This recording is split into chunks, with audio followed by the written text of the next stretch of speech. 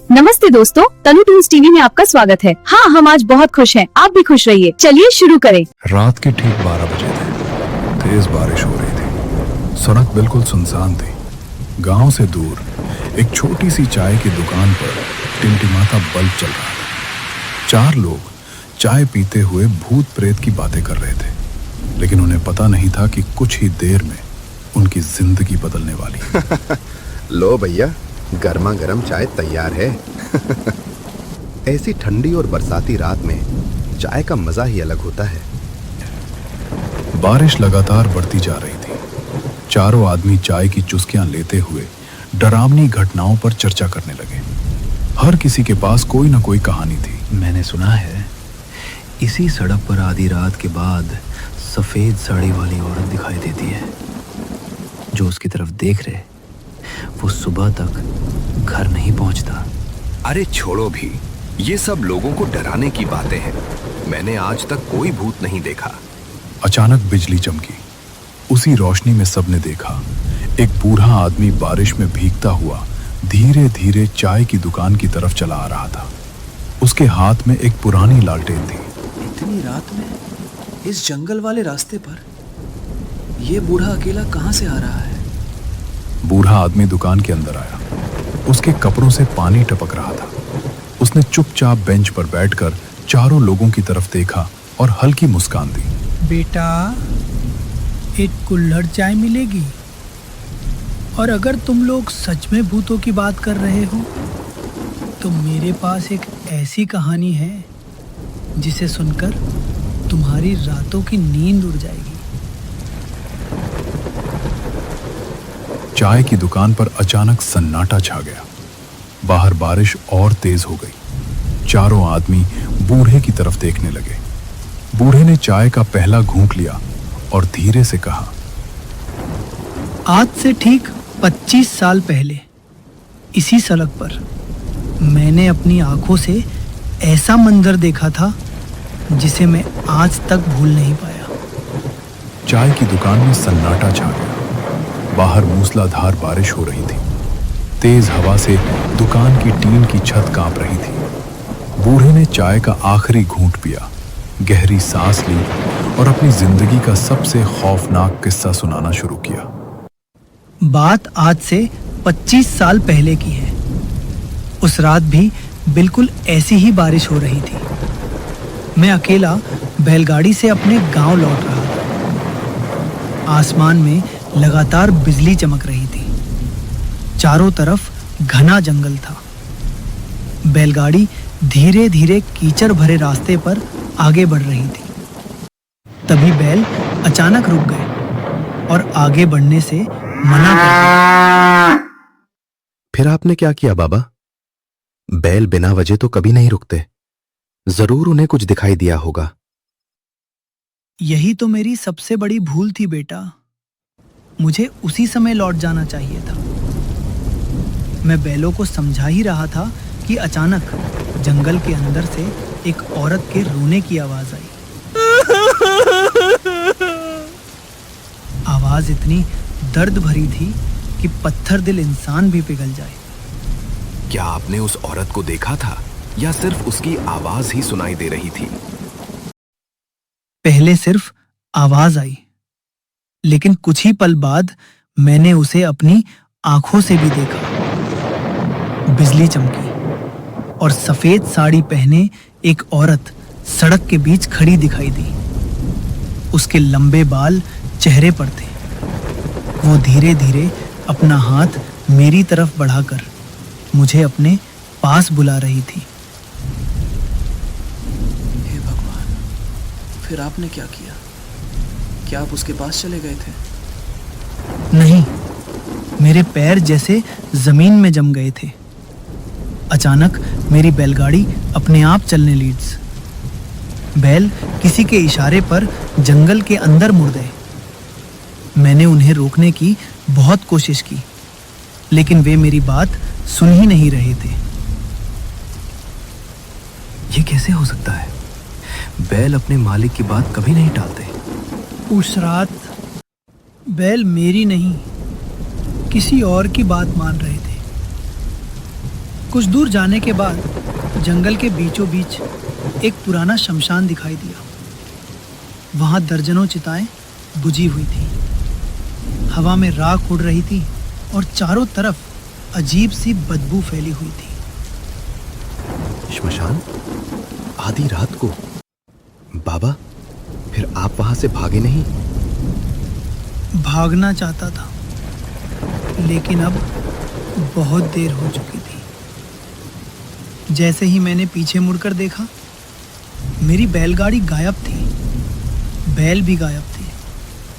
मैं अकेला शमशान के बीच खड़ा था और चारों तरफ किसी के धीरे धीरे हंसने की आवाज गूंज रही थी। फिर वहां कौन हंस रहा था? बूढ़े ने कांपते हाथों से अपना गमछा उठाया और अपनी गर्दन दिखाई। उसकी गर्दन पर 5 गहरे नाखूनों के निशान थे।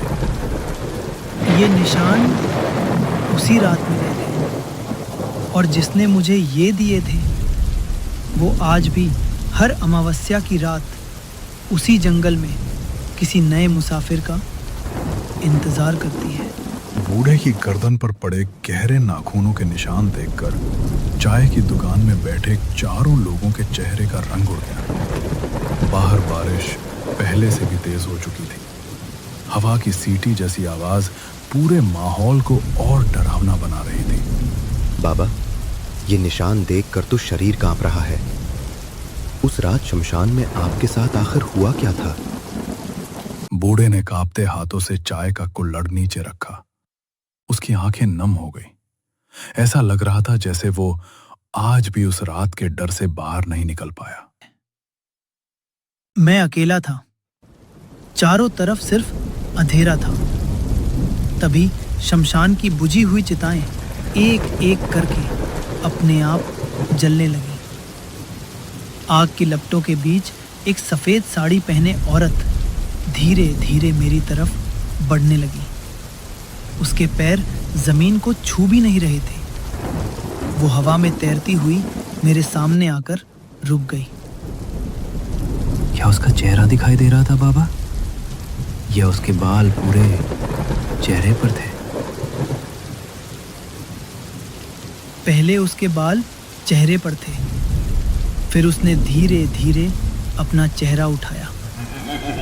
उसका चेहरा देखकर मेरी सांस रुक गई। उसकी आंखें बिल्कुल सफेद थीं और होठों से काला खून बह रहा था। लेकिन सबसे डरावनी बात, वो मुस्कुरा रही थी। हे भगवान, फिर आपने भागने की कोशिश नहीं की? भागना चाहता था, लेकिन मेरे पैर जैसे किसी ने पकड़ लिए थे। तभी शमशान के चारों तरफ से दर्जनों परछाइयां निकलने लगी। वे धीरे धीरे मेरे चारों ओर घेरा बनाकर खड़ी हो गई। सबकी नजर सिर्फ मुझ पर थी। मतलब वहां सिर्फ एक भूत नहीं था, और भी आत्माएं थी। हाँ बेटा, वहां कोई अकेला नहीं था। पूरा शमशान जाग चुका था। अचानक उस भूतनी ने अपना हाथ मेरी गर्दन पर रखा। उसका हाथ बर्फ से भी ज्यादा ठंडा था। अगले ही पल मैंने आंखें बंद करके भगवान का नाम लिया। लगा अब मैं जिंदा नहीं बचूंगा।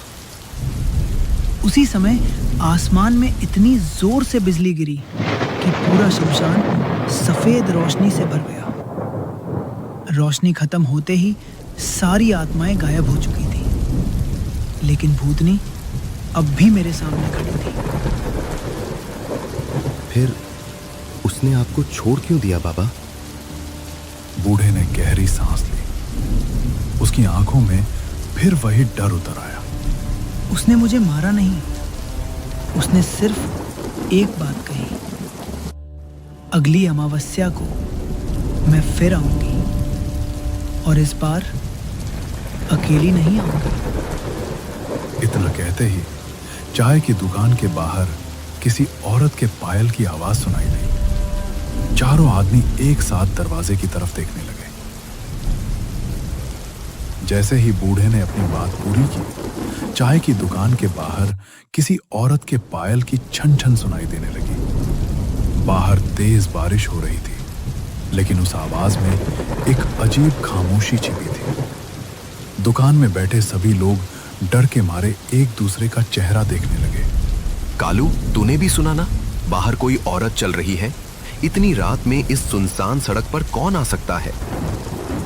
कालू ने हिम्मत करके दुकान का दरवाजा थोड़ा सा खोला। बाहर सिर्फ बारिश, अंधेरा और तेज हवा थी।